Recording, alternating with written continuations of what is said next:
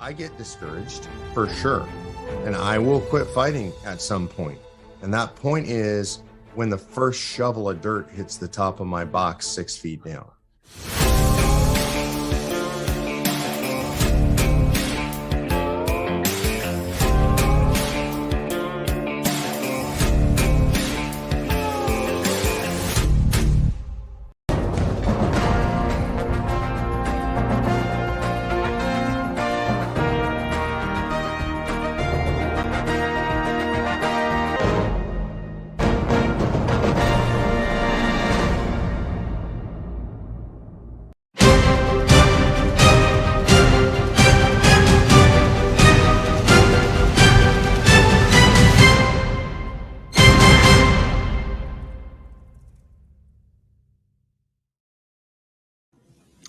Welcome, everyone. Welcome to Convention of States Indiana Live.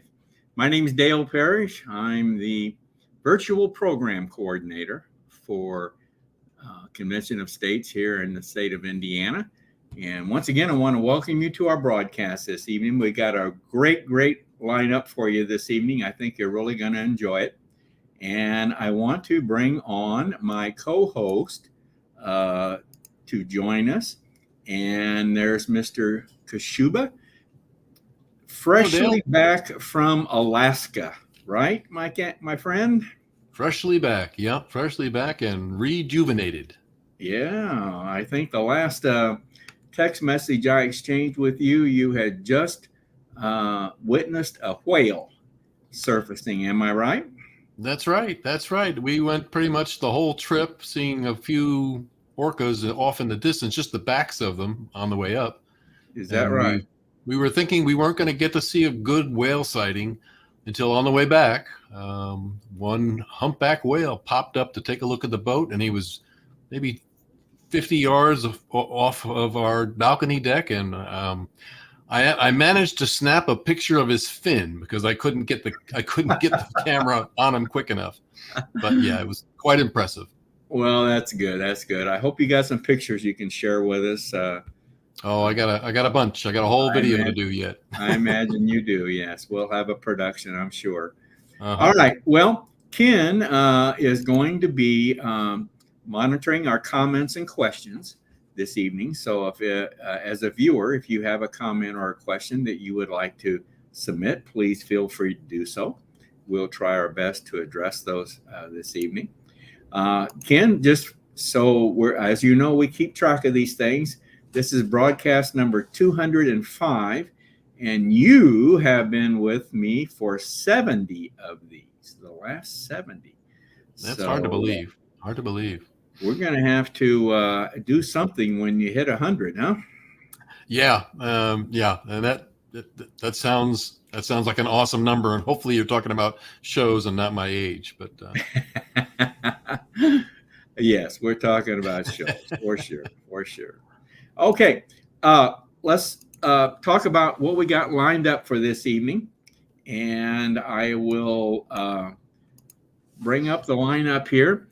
We're going to do something a little bit different here. We're gonna combine two segments here with one guest, and that's Gary Harbaugh. We'll be bringing Gary on very, very shortly here, and Gary's going to talk about our national debt. I know we've talked about this before, but we're going to talk about it some more because we're going to watch a Mark Levin monologue that he did on a recent broadcast. Very, very good. Very good. I think you all are going to enjoy this. And of course, Mark Levin, huge supporter of Convention of States. So we're going to bring Gary on, and Gary and I and Ken will be watching this video, and we'll be commenting on it. We'll stop it at one point because then Mark moves into what the solution is to all this problem with the national debt. So that'll be the first segment. We'll keep Gary on, and then we're going to get in and talk a little bit about DEI, diversity, equity, and inclusion. And we're going to do a little teaser here with Gary because the topic of DEI is the topic of our roundtable coming up on the 24th of July. So we'll get into it a little bit tonight. So that's DEI with Gary. Then our Indiana segment, we're going to bring on one of our SIAs, Larry Hartman. And I'll introduce Larry to you and tell you everything that Larry does, which is more than just being a systems information analyst. So we'll be bringing Larry on, and we'll be doing a couple John's journals tonight, one on DEI and then one on wisdom.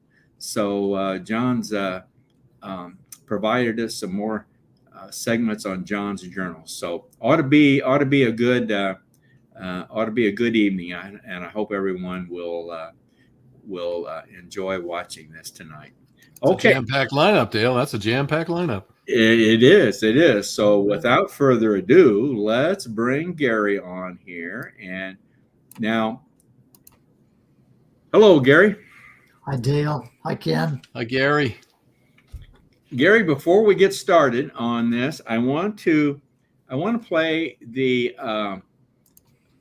simulation video that we have coming up. As you know, we have a Convention of States Foundation is sponsoring an Article 5 simulation coming up in August, and I want to play that, and I'll talk a little bit more about this after I play this video. It's very short. If the government ever becomes a tyranny, we're going to give you this gift. You get a chance to get together, get your commissioners together from all over the country and restrain that tyranny. But because it's never been done, we wanted to see it done. We want it to be tried out so people understand, how does it work? What kind of rules are there? What will be an interplay between commissioners? You know, when you're going to do something this important, it's important to practice. Giving knowledge, information, vision, and hope. Hope that the federal government really can be curtailed and that this process really can work. And this is the real deal. I mean, this is kind of the precursor to the real Super Bowl. Delegates, commissioners from all 50 states. We're going to be able to go back home and talk to their fellow legislators and say, look, let me tell you exactly how it worked. I can tell you from firsthand, it can be done. It will be effective. So I think there are people who've never even heard of it that are going to see this and be impressed. And I think that builds enthusiasm. This is the defining moment and the last opportunity to get our republic right. We need a solution as big as the problem.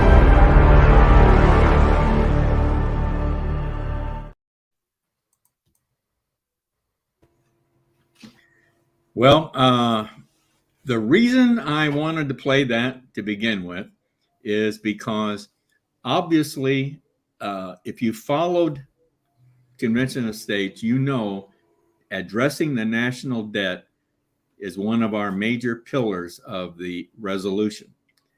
And so this is going to be a topic at the simulation because there will be proposed amendments dealing with the national debt. So let's get into, am I right, Gary? Did you want to say anything more about that?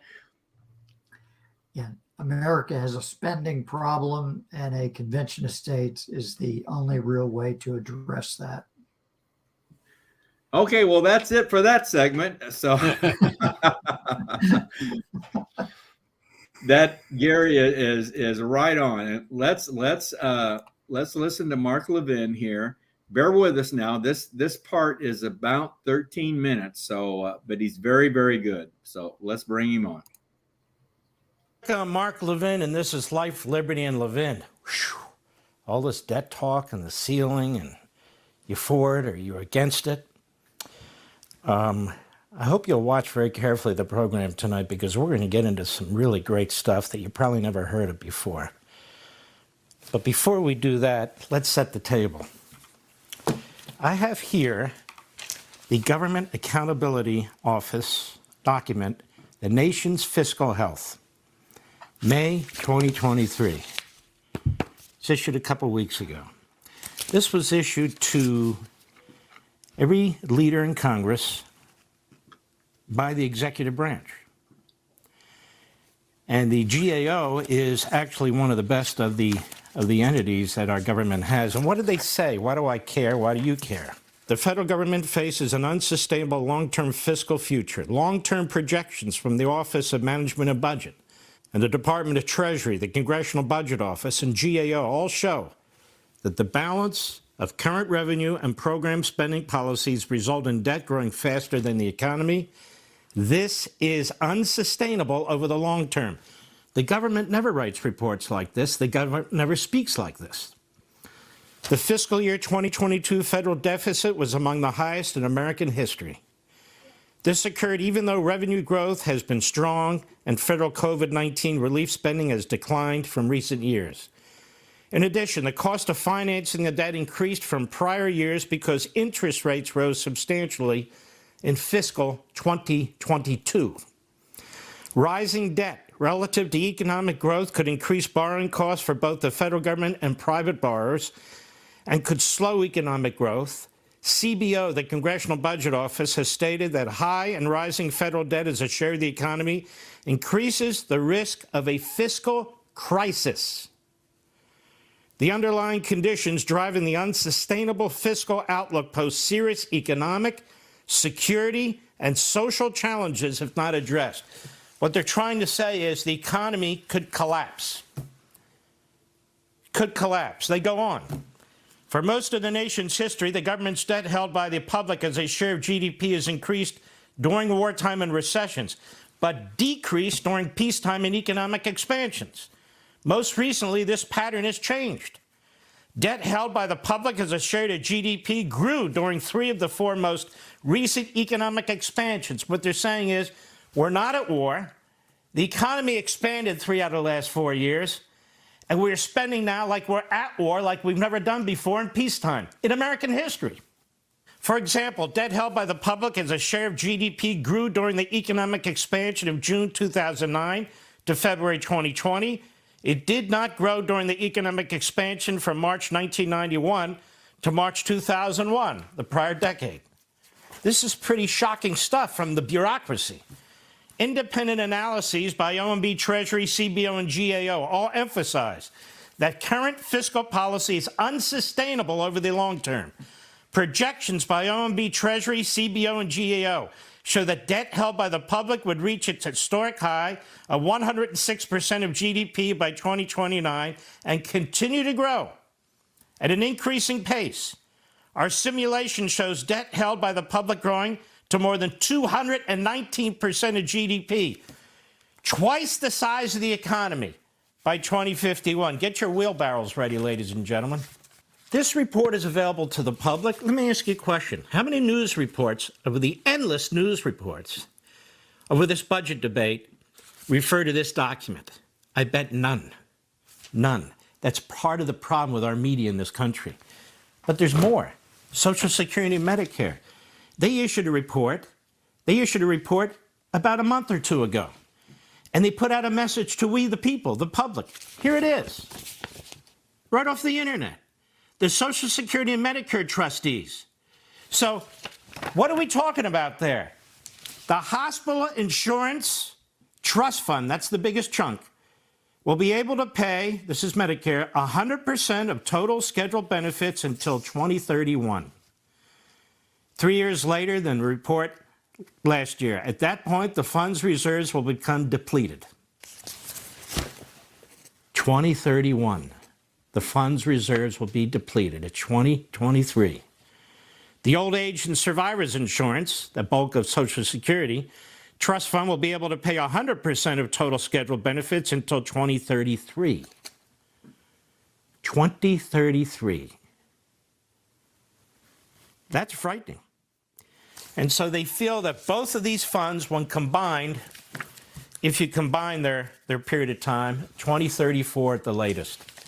And then there's nothing in them because your government stole all the money out of it. So, how many people have read this report? This report goes from the trustees and the executive branch to all the leadership in Congress. And what's amazing is it comes out of the executive branch, as does the GAO, and yet it's the executive branch and Biden who are pushing spending in ways that we've never seen before in American history. Here's the letter, right here, that goes to Congress. That's the letter. It was sent out on March 31, 2023. When you watch this debate on the House floor with Hakeem Jeffries and the Democrats, they don't even talk about this stuff. Now, you'll say, but Mark, that's why Kevin McCarthy cut a bad deal. You know, this deal that they originally voted for, this would put us on the path to fiscal sanity. I hate to tell you this. Nothing the Republicans propose will put us on a path to fiscal sanity. You could take the most conservative member of that 20 or whomever you wish, and nothing they propose will fix it. It might slow it. There might be a respite of a year or two. And the reason is, number one, the House of Representatives is up for election every 2 years, so you can't bind future Congresses. Number two, the system is broken. Kevin McCarthy, I think, has been a terrific Speaker of the House. He's pushed the investigations. They've passed laws involving parental rights. They've passed laws on the border. They sit there in the Senate. They've done a great job as far as all that's concerned. He's pulled together his Republicans as best he can, but we have some that they're upset with the fiscal situation. And I think to myself, well, what are they going to do about it? There was once a senator by the name of Tom Coburn from Oklahoma. This was a great man. And he served a few terms in the Senate. As I recall, he was elected to a third term. And the gentleman got cancer. And he retired from the Senate 2 years early. And he immediately joined Convention of States. What's Convention of States? Give me a second. He said, I've been here a long time. I've been fighting this battle on the budget. And by the way, nobody did it better. He said, this is hopeless. The system is broken. Rather than trashing Kevin McCarthy or trashing any of these people, maybe he could have gotten a better deal, maybe not. It doesn't really matter. It doesn't really matter. I just read to you where we're going. Nothing they discussed all last week addresses Social Security or Medicare. And their trajectory keeps going up. It might go like this, up, up, up. I want to read something to you. Article 5, U.S. Constitution. The Congress, whenever 2/3 of both houses shall deem it necessary, shall propose amendments to this Constitution, or on the application of the legislatures of 2/3 of the several states, shall call a convention for proposing amendments, which in either case shall be valid to all intents and purposes as part of this Constitution, when ratified by the legislatures of 3/4 of the several states, or by conventions in 3/4 thereof, as one of the other mode of ratification may be proposed by the Congress. So the first mode, where Congress, 2/3 of both houses, proposes an amendment, that has been done 27 times. The second method has never been done. 2 days before the Constitutional Convention comes to an end on September 17th, September 15th, George Mason, one of the great founders who is really underappreciated, he stands up and he says, we cannot leave it to Congress to fix Congress if Congress becomes oppressive. And so they added language. And here's what George Mason said, Colonel Mason as they called him. Mason thought the plan of amending the Constitution exceptional and dangerous, as the proposing of amendments is in both the modes to depend in the first immediately and in the second ultimately on Congress. No amendments of the proper kind would ever be obtained by the people if the government should be oppressive, as he verily believed would be the case. Well, the government is oppressive. And, as pointed out, Congressional Research Service, they looked at the record, and one observer said nothing. There's nothing to suggest that the framers intended the congressional procedure to be the predominant amendment process. To the contrary, they felt that they had struck a proper balance in distributing the power of proposed amendments, intending to express a preference for neither method. In fact, ladies and gentlemen, James Madison, considered the father of the Constitution, he wrote about this method of amending the Constitution to Edmund Randolph, to Thomas Jefferson, to Edmund Pendleton, to George Lee Tuberville, to Henry Lee, again to Thomas Jefferson, to Philip Massey, to George Eve, to Thomas Mann Randolph. And when nullification was growing in 1830, states, slave states in particular, well before the Civil War, were saying, you know what, we can get out of here and we're going to nullify what the federal government does and so forth. It was Madison who said, you can't do that. You can't do that. You bound yourself to a constitution, and your citizens are not only citizens of the state, they're citizens of the nation. They're American citizens as well as citizens of, say, South Carolina. Now, you can check out his letter to Edward Everett. That name may sound familiar to you. Edward Everett was a scholar, and he was the opening act, if you will. He gave the speech at the Gettysburg battlefield, a very long speech before Abraham Lincoln gave his speech. That's 34 years later or so. And in that letter, he says no. He references nullification. So why does any of this matter, ladies and gentlemen? Because our Constitution can save us.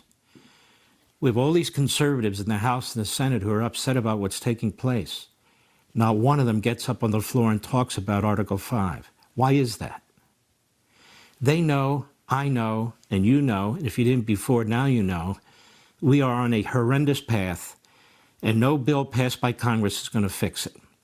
I'm all for taking as much conservative principles and applying them as possible. But we have a structural problem. It didn't happen yesterday. It's happened over 100 years. And our Constitution gives us a way out. And if the state legislatures, the state representatives, and the state senators would understand their power, they actually have more power than Congress and the president put together when it comes to fixing this problem. Under Article 5, there are now 20 state legislatures that have adopted a resolution for a convention, not a constitutional convention, a convention of states. That's a meeting of state delegates, which they used to have before there was a constitution. You don't have a constitutional convention. We didn't when the first 27 amendments were adopted, and you still need 34 states to ask for it and 38 states to ratify. So it's not easy. But I have to ask myself, where are my fellow conservatives in the House and in the Senate? Where are the conservatives running for president? Ron DeSantis, Vivek Ramaswamy, they have supported this. Perhaps there's others that I'm unaware of. But if you want to save the country, at least fiscally, this is what you have to do. So what should we propose if we have this?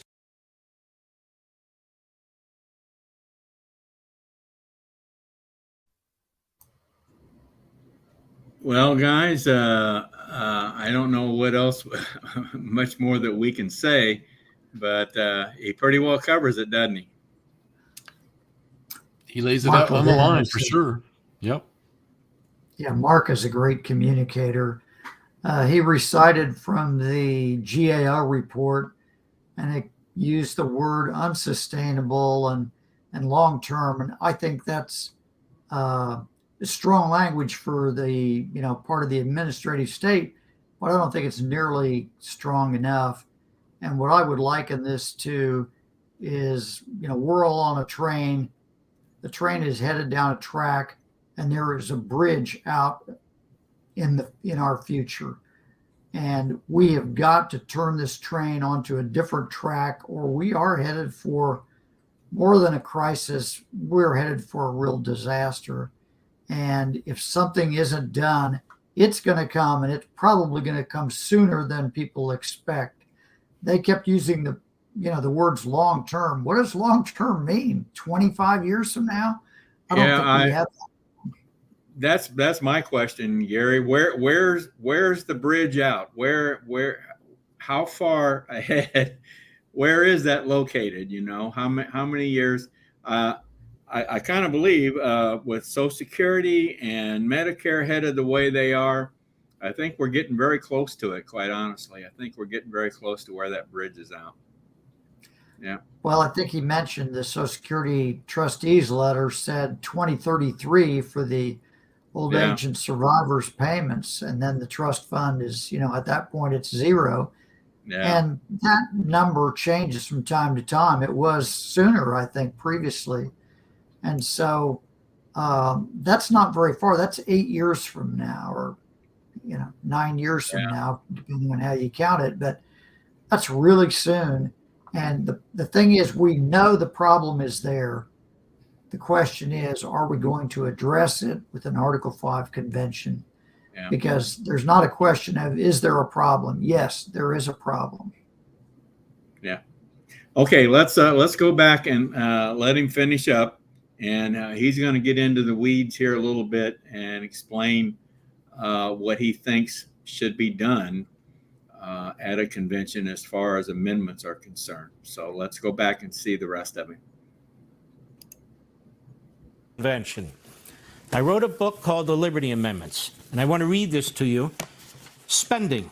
2 amendments to limit federal spending and taxing. There's not a thing that can be done statutorily to fix this, because the House is elected, as I said, every 2 years, and the Senate flips a third every 2 years. And so one Senate and House cannot bind the other.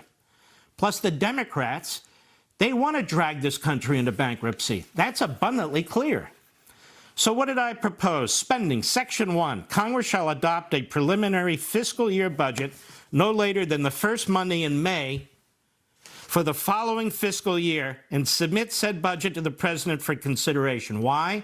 Because they never meet the deadline. You have to meet the deadline. Section 2, shall Congress fail to adopt a final fiscal year budget prior to the start of each fiscal year, which shall commence October 1, that's their schedule, of each year, and shall the president fail to sign the budget into law, an automatic, across the board, 5% reduction in expenditures from the prior year's fiscal budget shall be imposed for the fiscal year in which a budget has not been adopted.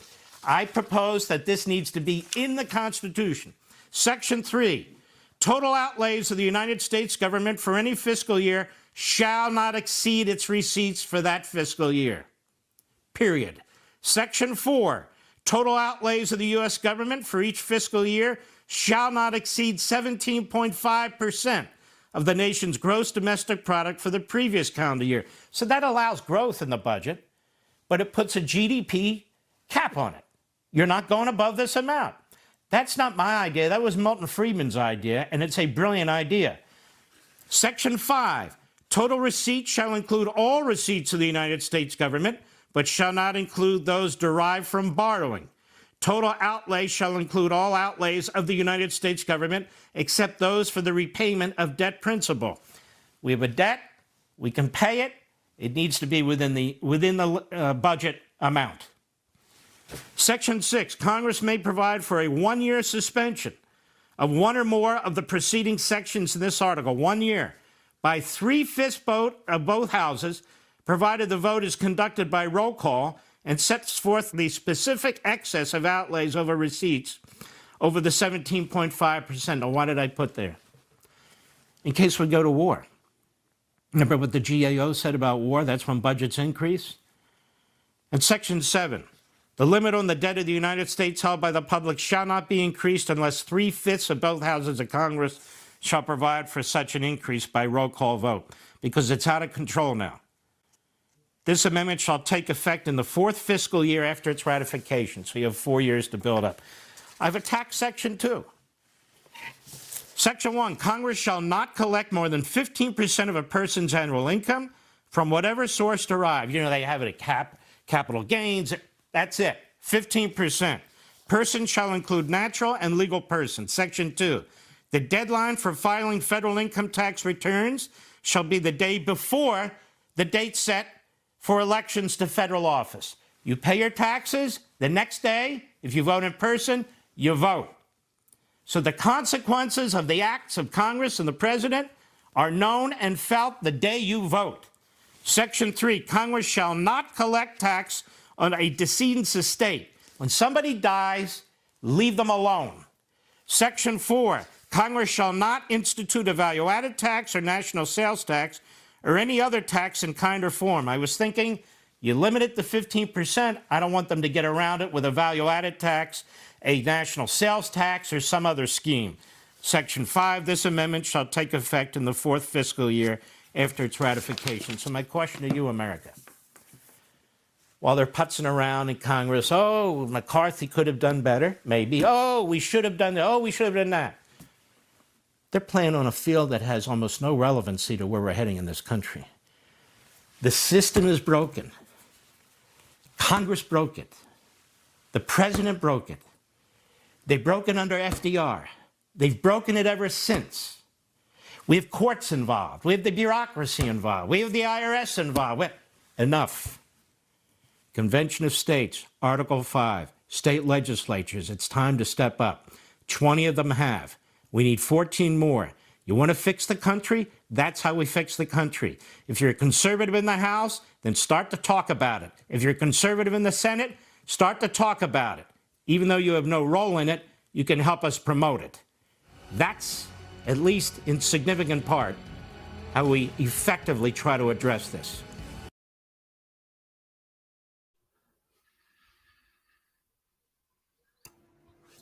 Well, he kind of got into the weeds there, but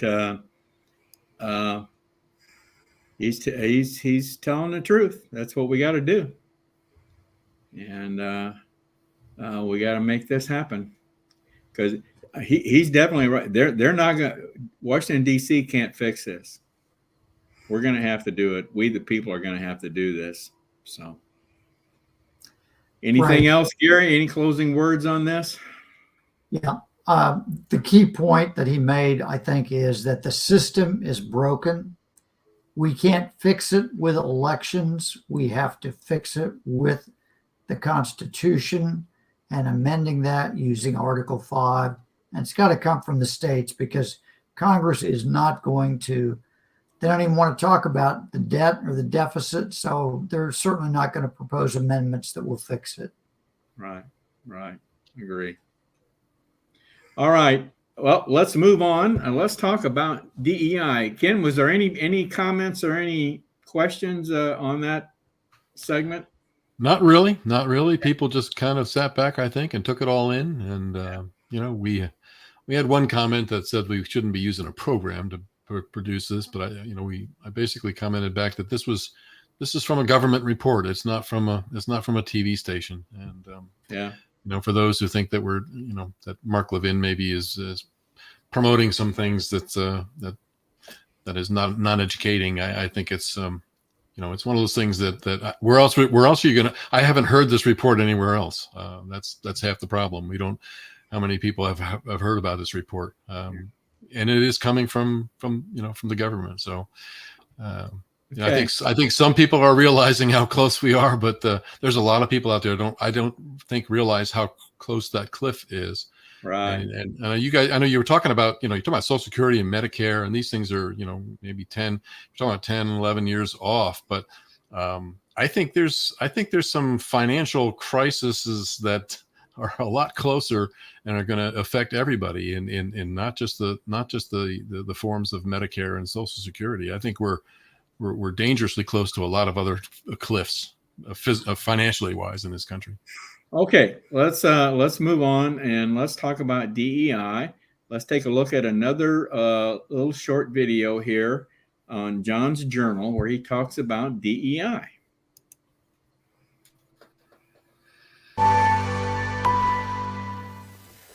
John Ackerman for Convention of States, Indiana. I want to talk for a couple of minutes about DEI,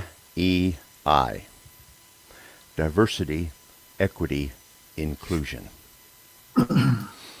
Two of those words can be good if understood properly, but only two of them. Let's start at the beginning. Diversity. I believe in diversity. The world is diverse. Just take a look around. There's liquid, there's air, there's gases, there's solids, all kinds of diverse things in nature. God is diverse. In the book of Genesis, God says, "Let us make man in our image," plural. Theologians and Bible scholars have written a lot about what is meant by that plural. But one of the things that it could mean is that God is the triune God, Father, Son, and Holy Spirit. Diversity. Let us make man in our image. And look at the humankind that he made. Red and yellow, black and white. All are precious in his sight. Jesus loves the little children of the world. Remember that childhood song? How true it is. We are diverse. God is diverse. I believe in diversity because that's the way God made the world. E stands for equity. Bad thought, bad concept. Can't buy into that at all. It sounds good to the untrained ear. Equity. Who doesn't want equity? Well, here's the catch. We are created equal in the eyes of God. Declaration of Independence says that. We hold these truths to be self-evident, that all men are created equal. That means equal value, equal worth, equal opportunity, equal standing in the eyes of God. Equity, on the other hand, is concerned with equal outcomes. Everybody who has a job should make the same pay. Everybody who takes a class should get the same grade. Everybody has equal outcomes. Nowhere in the created order, or in philosophical literature, or in biblical literature, will you find anything about equity. The proponents of equity want government to force equal outcomes. Take from the rich, give to the poor. Romantic notion that worked for Robin Hood, but it doesn't work in real life. And the E of DEI is just flat out wrong. The I stands for inclusion. Hey, I'm all for inclusion, as long as it's inclusive, as long as it includes everybody. The problem with the left's understanding of inclusion is that it excludes everybody who disagrees with them. I'm not included because I'm not a leftist. If you're not a leftist, you're not included either. They just want to include the people that they favor. So this current concept of DEI, diversity, equity, and inclusion, is just wrong. It's just wrong. And my heart hurts because of all the money that's being spent hiring DEI officers in school boards, colleges, universities, corporations. And if you look at what they're doing, so many of them are just dividing the population into little subgroups and forcing unnatural behaviors upon students and employees. So let DEI DIE. Let it die.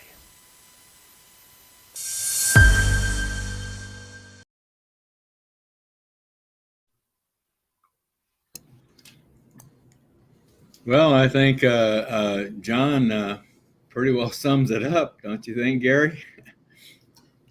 John did a nice job with that. Yep. I think, like I said, we're going to be addressing this in the upcoming roundtable broadcast next Monday evening, as a matter of fact. And I know, Gary, our topic for the roundtable is DEI, winners and losers. And you want to give the viewers a little taste as to winners and losers, what we mean by that? Well, Dale, DEI is divisive, and that's something I think the left wants. They want to divide people. And when you divide a system where you've got winners and losers, it creates a lot of conflict within society. Let's think about an ideal society as a society in which people treat each other with mutual respect. And DEI doesn't help that at all. And it also is a disincentive to people to achieve, because the alternative to some kind of a managed system of, equitable outcomes has always been a meritocracy, where merit is what, gains advantage. People work hard, and that's what we want, a society in which people work hard and achieve based on their efforts and their native ability. And DEI is not a good thing because it disincentivizes people from achievement. And that can't be beneficial to anybody. Right. Okay. Well, folks, I hope you'll all tune in next Monday evening on the roundtable, and we'll be discussing this in more detail with our panel discussion on DEI, winners and losers. So, Gary, thank you very much for coming on tonight. Thanks for having me. Have a good evening. Good to see you, Gary. See you. Yep. Right. All right. Well, Ken, let's move right along here, and let's move on and bring in our other guest for this evening, Larry Hartman. Hello, Good Larry. evening. Hi. Good evening. Hi, Larry. How you guys doing? Good. Pretty good. Larry is. I wanted to introduce Larry because we don't give these individuals the attention we should, I think. Larry is an SIA, that's Systems Information Analyst. And we're going to get into that and learn a little bit more about what an SIA does and what else Larry does. But first of all, I want to, as with any of our leadership individuals that we bring on, I'd like for Larry to briefly tell us what his COS story is, what the how, when, where he got involved in COS. So, Larry? Well, for several years, I retired in 2016, and there was a number of us at work that talked a lot about politics from time to time. I had never been a real zealot, I guess, when it comes to that. But after the 2020 election, I think I had pretty much had enough. I had seen, the spending problems that we had, the federal overreach that we've had. These things really bothered me. It seemed like every day we were losing more and more liberties. And with the 2020 election, it seemed like things just really spiraled totally out of control. And so I started looking around the internet, and I came upon Convention of States. Well, I had always known that something about Article 5, but I never really read it that close. I knew that there could be a convention. Erroneously, I was thinking that it was a constitutional convention. But after going through the COS site, realized that, well, this is to propose amendments. Well, that calmed me down a little bit. And so I signed a petition in February and felt like the best type of contribution that I could make would be using my IT background to accommodate the district captains, region captains, state director. I've always liked working behind the scenes, more or less.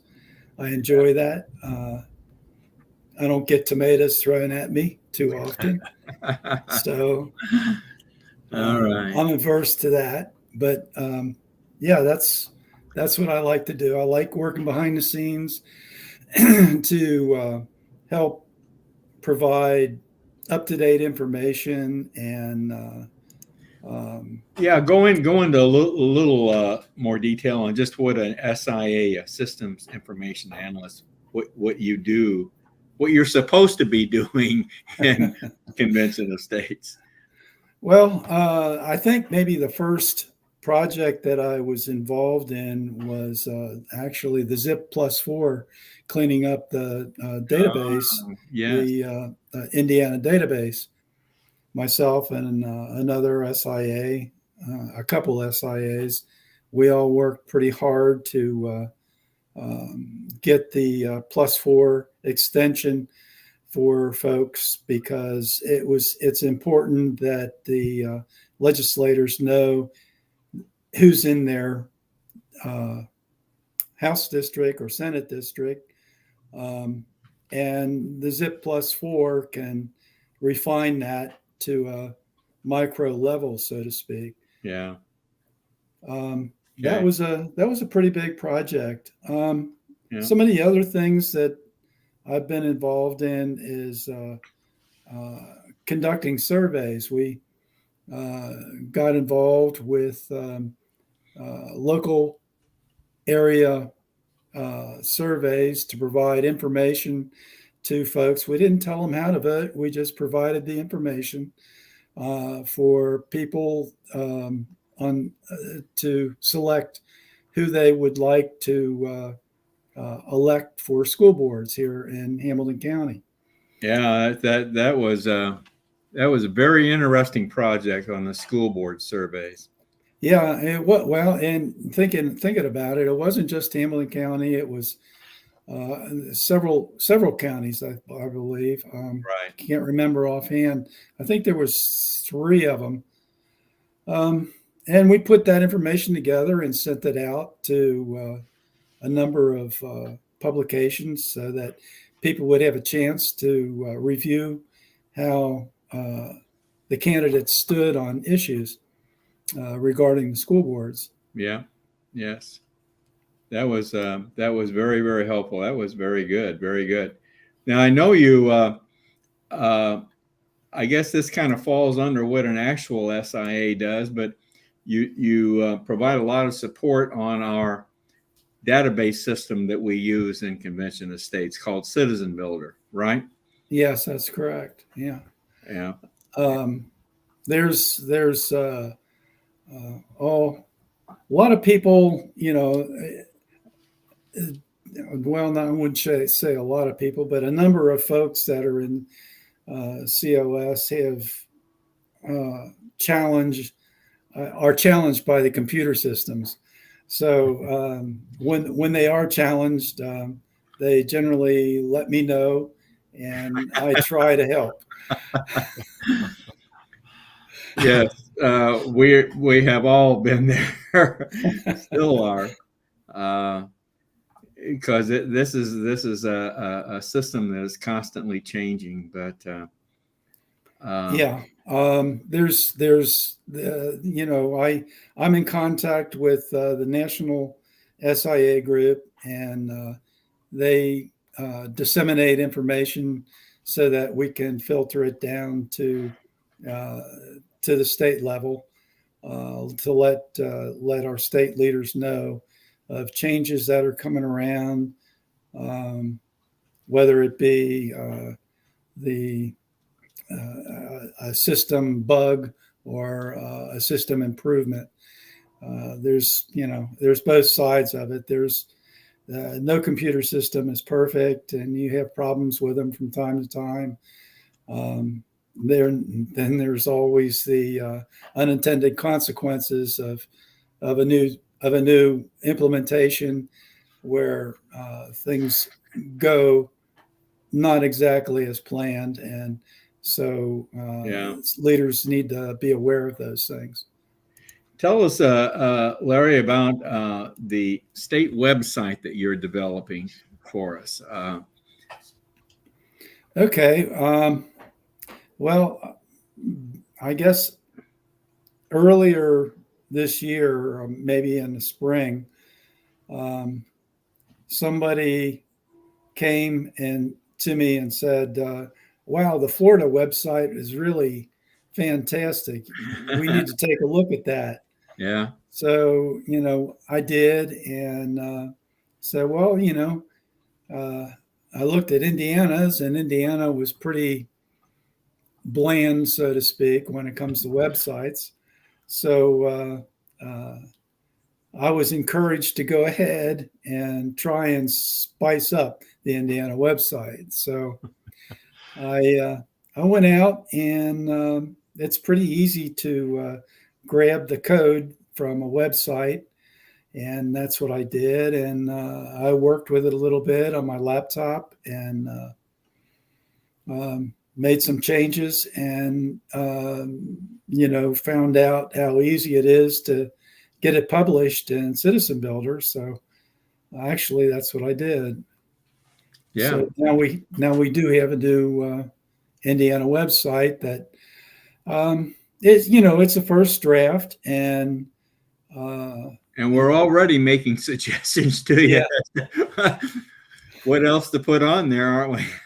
That's always going to be the case. Yeah. And anybody that has been involved in software should recognize that and accept it. If they don't, they probably are better suited doing something else.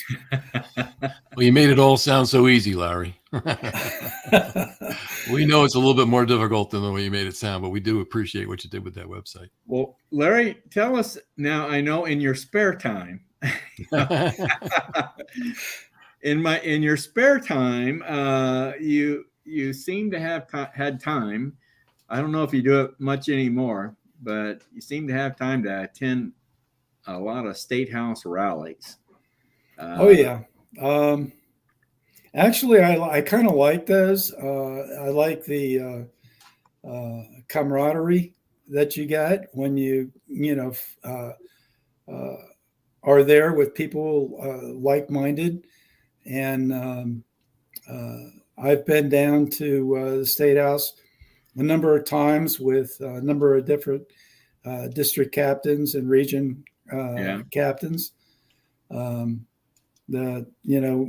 guess back in earlier in 2021 with Stand for Health Freedom, we sort of had a coalition down there with them. It was probably an impromptu kind of thing. We just kind of took advantage of the rally and set up a COS booth. Dan Stock. You did that with Dan Stock, right? Yeah, Dan Stock was there. Yeah. He gave a talk on the State House steps about the COVID situation. There were a number of free clinics that Dr. Dan gave, and preceded those free clinics with talks about Convention of States. Yeah. So he was quite clever about the way he went about doing that, because you had to listen to the spiel about the Convention of States before you could get your free medical evaluation that he was giving people for free. Well, I know he said that you were a great help in that. So again, these are things you did in your spare time, right? Oh yeah. Yeah. Well, Dan was my first district captain too. And he was a great inspiration to me to get out there and talk with people and help get petitions signed. So we got a lot of petitions signed. Yeah, you did. All right, Larry. Well, thank you very much for coming on. And folks, I just want you to always be aware that if you have any questions or comments about our broadcast this evening, if you want to contact Larry or any other guests that we have, drop us an email at raiseyourvoicecos@gmail.com. That's raiseyourvoicecos@gmail.com. So, Larry, want to thank you for coming on tonight, and appreciate it. So have a good evening, bud. Well, thank you. Thanks for having me. See you later, Larry. Larry's a good guy. Oh, it's good to have those guys behind the curtains and behind the scenes, and that's right. And enjoy doing it, because it's a big job. We need more like him. We sure do. Sure do. I'm going to skip over the other John's Journal that we were going to do tonight. We'll we'll bring that back on another night. We kind of went a little over on some of our other segments. So let's get into wrapping things up here, Ken. And I just want to mention now our next, of course, next week, maybe let me just skip over. Let me just go to this next banner here. Next Monday is the roundtable. There you go, 24th. On the 24th. Mm-hmm. And like we said earlier, the topic will be DEI, winners and losers. So that should be a good evening and should be a good discussion. So, and as a matter of fact, John Ackerman, who does John's Journal, will be Master of Ceremonies again. And so he's already very much into this topic. So I'm sure John's going to have a good program for us lined up. Okay. Now, beyond that, then our next broadcast, like we're doing this evening, will be on July 31st. So that'll be the next Monday broadcast.